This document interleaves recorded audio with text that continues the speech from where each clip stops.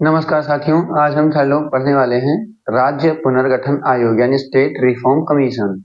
ठीक है, जो बाद में आगे चलकर स्टेट रिफॉर्म कमीशन एक्ट बना 1956 का। ठीक है, तो हम सारे लोग आज ये जानेंगे कि स्टेट रिफॉर्म कमीशन क्या था, इसकी हिस्ट्री क्या थी और इसका फंक्शन क्या था। मतलब जो स्टेट रिफॉर्म है यानी अगर दोबारा भारत में स्टेट्स का रिफॉर्मेशन हुआ, दोबारा बनाए गए, तो किस बेसिस पे वो बनाए गए और क्या उनकी हिस्ट्री थी। तो चलिए स्टार्ट करते हैं। ठीक, सबसे पहले हम लोग जानते हैं कि स्टेट रिफॉर्म कमीशन जो है ये क्या था। ठीक, स्टेट जैसा कि आपको पता चल रहा है, स्टेट मतलब राज्य, रिफॉर्म मतलब दोबारा फॉर्म करना यानी बनाना, और कमीशन यानी आयोग। एक ऐसा कमीशन जो स्टेट्स के रिफॉर्म पे यानी रिस्ट्रक्चर का फंक्शन पे काम कर रहा था, उसको हम बोलते हैं स्टेट रिफॉर्म कमीशन। और ये 1956 में फॉर्मुलेट हो गया था, बनकर रेडी हो गया था। सो दैट वाई इसको हम स्टेट रिफॉर्म कमीशन 1956 बोलते हैं।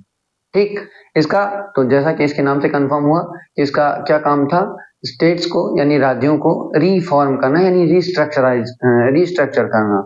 ठीक है, तो फिर अब हम देखते हैं कि इसको बनाया क्यों गया था, क्यों स्टेट्स को रिस्ट्रक्चर करने की जरूरत पड़ी, दोबारा फिर से उनकी बाउंड्री, स्ट्रक्चर का मतलब उनकी सीमा, तो उनकी जो सीमा थी उसको दोबारा डिसाइड करने की जरूरत क्यों पड़ी। What are the main reasons that why we required to restructure of states, मतलब क्या ऐसे कारण थे जिससे हमें अपने राज्यों को फिर से रिस्ट्रक्चर करने की जरूरत पड़ी।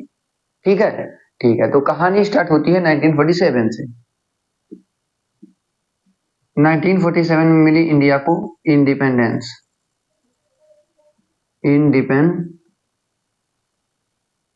इंडिपेंडेंस मतलब आजादी। आजादी मिली किससे? ब्रिटिश शासन से, यानी अंग्रेजों से। सीधा लिख दीजिए, अंग्रेजों से। अंग्रेजों से हमको मिली आजादी। और जब अंग्रेज यानी ब्रिटिशर्स इंडिया में रूल कर रहे थे, तो उन्होंने स्टेट्स को ए, बी, सी और डी, चार कैटेगरीज में क्लासिफाई कर रखा था। ए से अजमेर, मतलब ए मतलब वो चार टाइप के थे, और चार टाइप वो इस तरह से, एक था ब्रिटिश स्टेट, मतलब जिसपे एक था प्रिंसली स्टेट,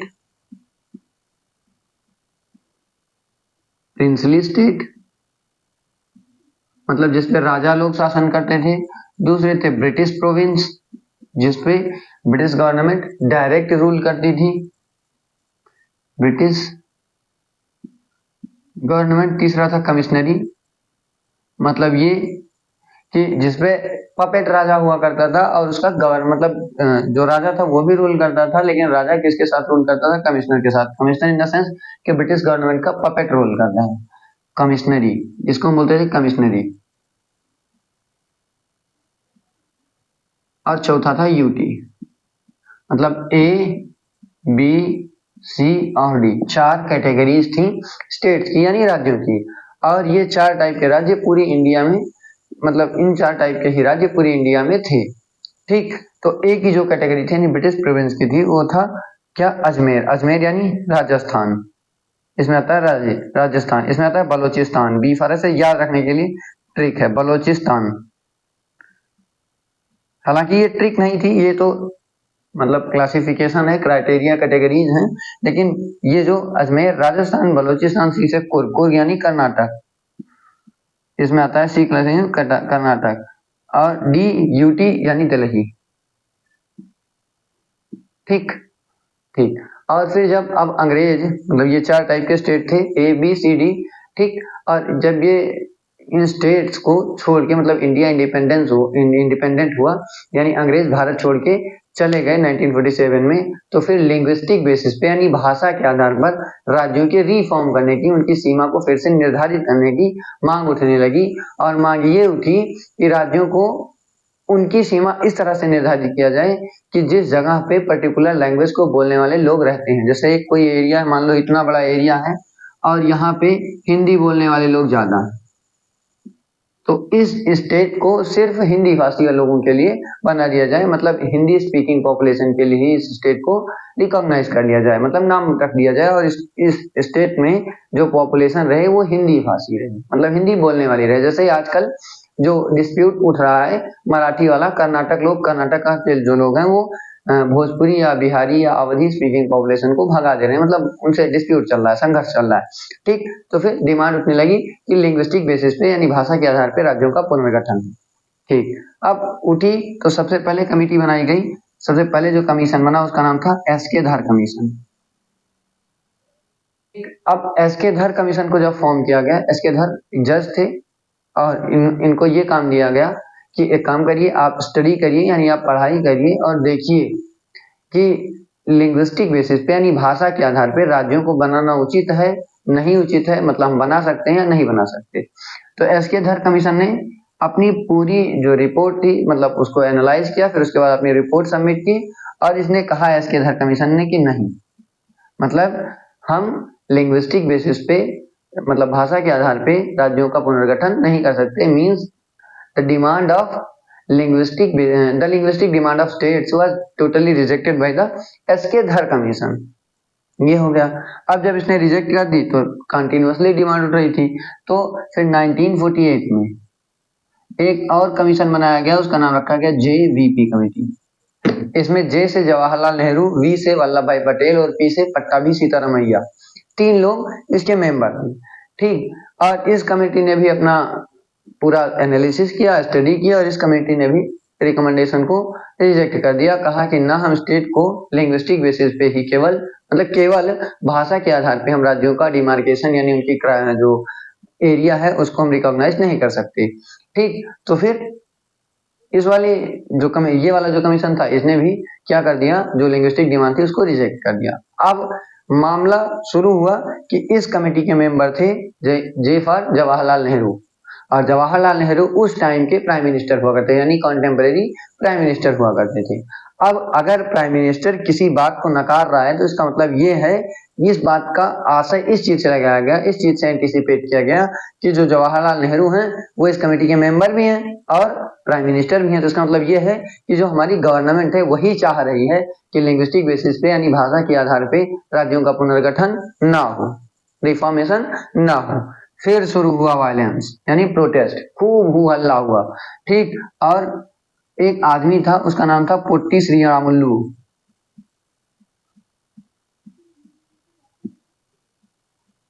श्रीरामुलु, और ये आदमी एक सोशल एक्टिविस्ट था, सोशल वर्कर था, और ये आदमी प्रोटेस्ट कर रहा था तेलुगु भाषा की डिमांड के लिए। ठीक, मतलब तेलुगु भाषा की डिमांड कर रहा था कि तेलुगु का भी एक अपना जो एक ऐसी पॉपुलेशन जो तेलुगु स्पीकिंग है, मतलब जो तेलुगु बोल रही है, उसके लिए भी एक अलग राज्य होना चाहिए। ठीक, तो फिर क्या हुआ कि ये आदमी लगभग 53 दिन या 55 दिन, कहीं कहीं 56 दिन की भूख हड़ताल भी मिलती है। ठीक, तो ये आदमी हंगर स्ट्राइक कर रहा था, नहीं भूख हड़ताल कर रहा था, और भूख हड़ताल करते ये भाई साहब कट लिए। कहाँ कट लिए? ऊपर को। और जब ये कट लिए तो अब शुरू हुआ बवाल, अलग लेवल वाला, मतलब एक वायलेंट उग्र रूप से प्रोटेस्ट यानी धरना शुरू हुआ।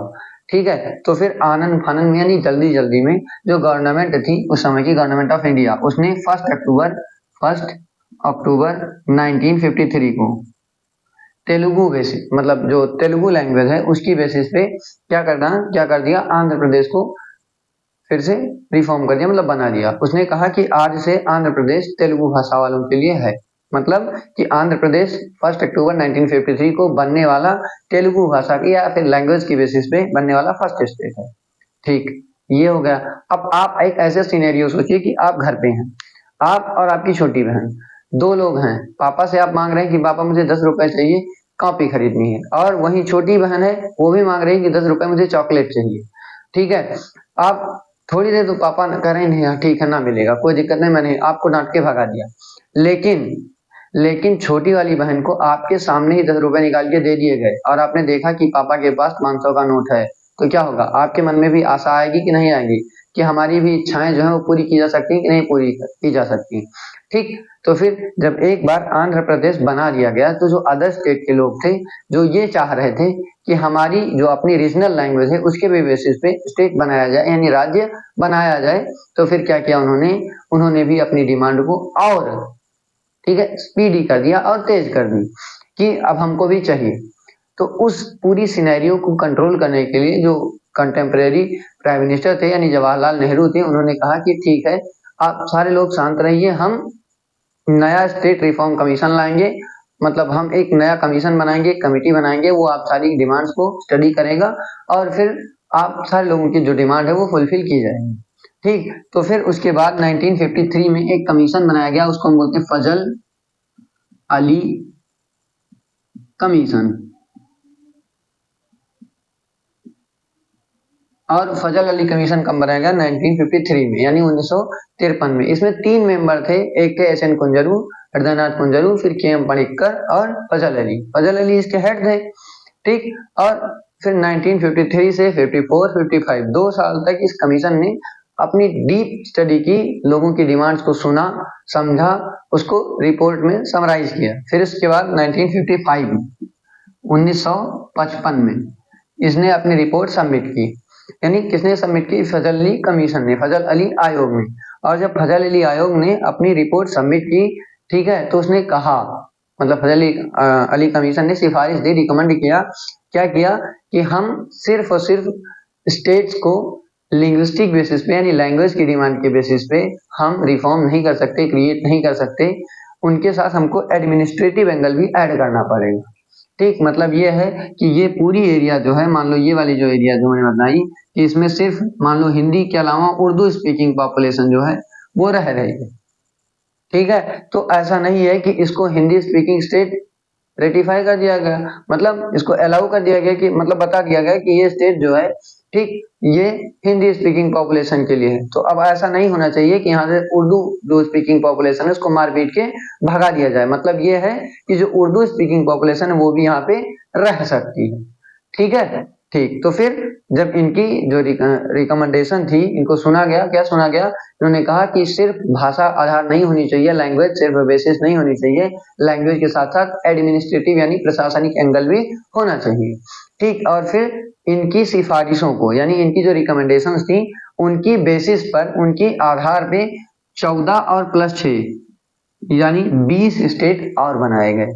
ठीक है, ठीक, और उनमें उनमें जो नाम आता है वो नाम आता है आंध्र प्रदेश के बाद, आंध्र प्रदेश 1953 में बना। ठीक, उसके बाद फिर महाराष्ट्र, हरियाणा, गुजरात। ठीक, गुजरात का भी उस फजल अली कमीशन के बेसिस पे ही गुजरात की लैंग्वेज के बेसिस पे डिमार्केशन किया गया। उसके अलावा, ठीक, उसके बाद फिर 14 प्लस 6 यानी आंध्र प्रदेश के बाद महाराष्ट्र, हरियाणा, गुजरात, नागालैंड। ठीक, और कौन है? गोवा। ये सारे स्टेट बनाए गए। ठीक, ये बना था 1960 में, 1960 में, ये बना 1963 में, ये 1966 में बना। ठीक, ये 1987 में बना, मतलब 87 में एग्जिस्टेंस में आया फजल अली कमीशन के बाद। ठीक, और ये बना आई थिंक 1971 में, 71 यानी 71 में। तो उम्मीद है कि आपको फजल अली कमीशन या फिर इंडिया का जो स्टेट्स, हाँ, और फिर एक चीज तो भूल ही गया मैं कि जो फजल अली कमीशन था उसी की बेसिस, यानी फजल अली कमीशन ने कब अपनी रिपोर्ट सबमिट की? 1955 में। और 55 में ही जब इनकी बेसिस, मतलब फजल अली कमीशन ने एक्सेप्ट कर दिया, रिकमेंड कर दिया कि हाँ स्टेट्स आप बना सकते हैं, तो फिर इंडियन पार्लियामेंट जो थी, पार्लियामेंट यानी संसद, ठीक है, उसने एक एक्ट पास किया, क्या करने के लिए? ताकि जो इंडिया में नए नए स्टेट्स बनाए जा रहे हैं उन सारे स्टेट्स को, यानी उन सारे राज्यों को, ठीक है, क्या दी जाए? क्या दी जाए? मान्यता दी जाए। ठीक है, मान्यता देने के लिए एक एक्ट बनाया और उस एक्ट का नाम रखा गया स्टेट रिफॉर्म कमीशन। और ये 1955 में बनाया गया था, तो इसको 1955 बोलते हैं।